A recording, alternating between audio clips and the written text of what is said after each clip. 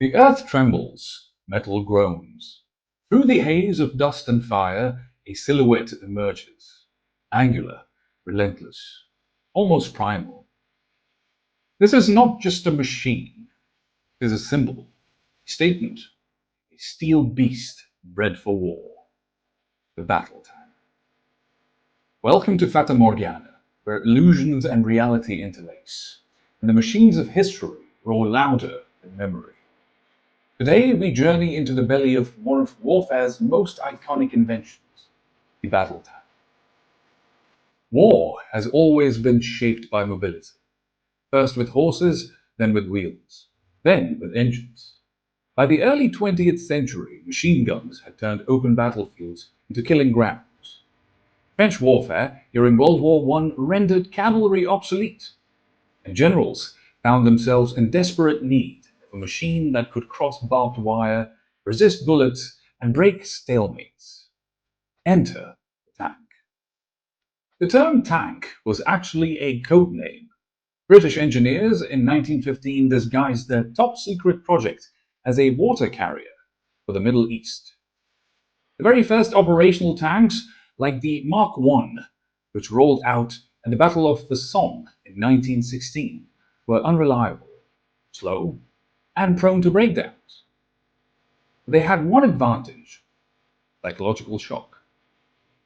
Enemies fled before them, terrified of the rumbling armored behemoths crawling from the smoke.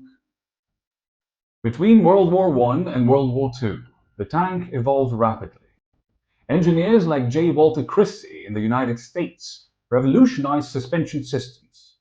Meanwhile, theorists like Basil Liddell Hart and Heinz Guderian developed what would become Blitzkrieg, lightning war. Germany took this to heart. By the time World War II began in 1939, the Panzer divisions were not only machines, but part of a doctrine. Fast, aggressive, and coordinated with infantry and air support. In contrast, France's famed Char B-1 and the British Matilda II were heavily armoured, but poorly deployed. The lesson? It's not just the machine, it's the mind behind it.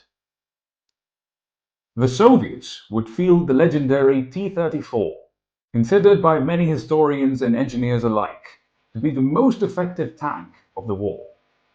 Sloped armor, wide tracks for snow and mud, mass producibility. At Kursk in 1943, the largest tank battle in history saw thousands of German and Soviet tanks collide. A brutal testament to the tank's central role in modern warfare.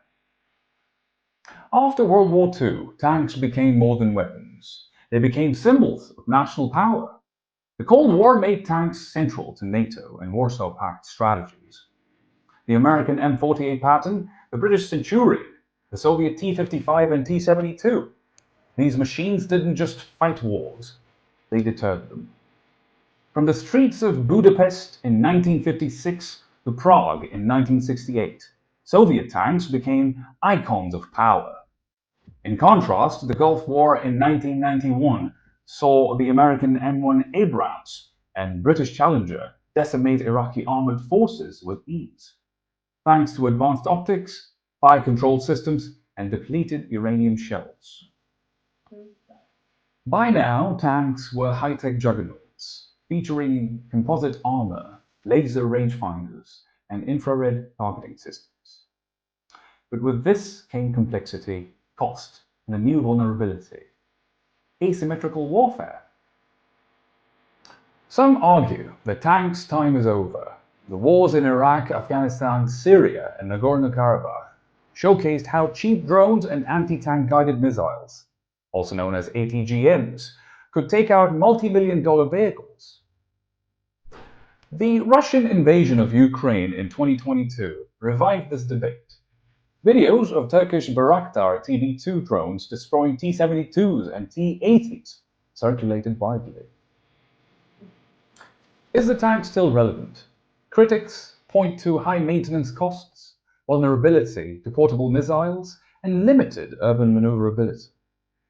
But proponents respond: tanks are evolving. the Abrams X, Merkava Mk5, and Russia's ambitious yet delayed T-14 Armata incorporate active protection systems, APS, that shoot down incoming threats, AI-enhanced targeting, and unmanned turrets. In short, the tank isn't dead. It's changing. Today's tank is a computer in motion. The integration of AI, sensor fusion, drone coordination, and network-centric warfare is reshaping what battle tanks can do. Take Israel's Trophy APS, for example.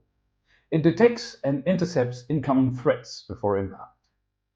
Germany's Kf-51 Panther uses digitized control systems and modular components. Future battlefields may feature drone-tank hybrids, remote-controlled platforms, or even swarm tactics, where multiple AI-driven light tanks act in coordinated formations.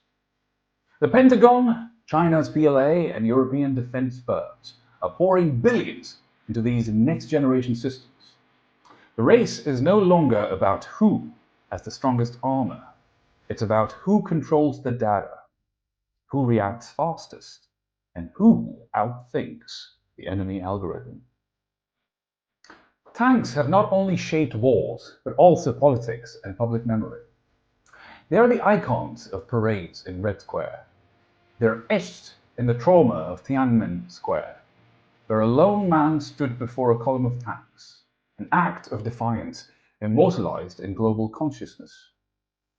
They are not just military tools, but visual metaphors for state power, oppression, liberation, or even resistance. Museums preserve them as artifacts of industrial age warfare. Movies romanticize or demonize them.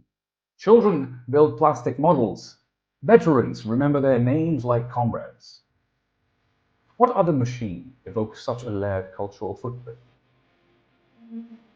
From the muddy trenches of 1916 to the digitally enhanced vehicles of today, the tank teaches us that technology must evolve with doctrine. A brilliant machine without a strategy is a sitting target. Moreover, war is as much psychological as mechanical. A tank's presence changes morale, not just terrain. And of course, no weapon is eternal. Every era's wonder weapon meets its counter. The tank also embodies the duality of progress. It represents human ingenuity and human destruction, a mechanical phoenix rising from the ruins of old war, only to create new ruins in its path. So what does the future hold? We may soon see unmanned tanks flanked by AI-controlled drone swarms, where decisions are made in milliseconds, and humans become supervisors, not soldiers. Nations with declining populations may rely on such systems to project power without risking lives. But with AI and autonomy comes a question as old as war itself. Who is accountable?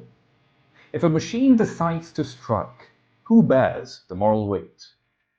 It is a philosophical frontier as much as a technological one.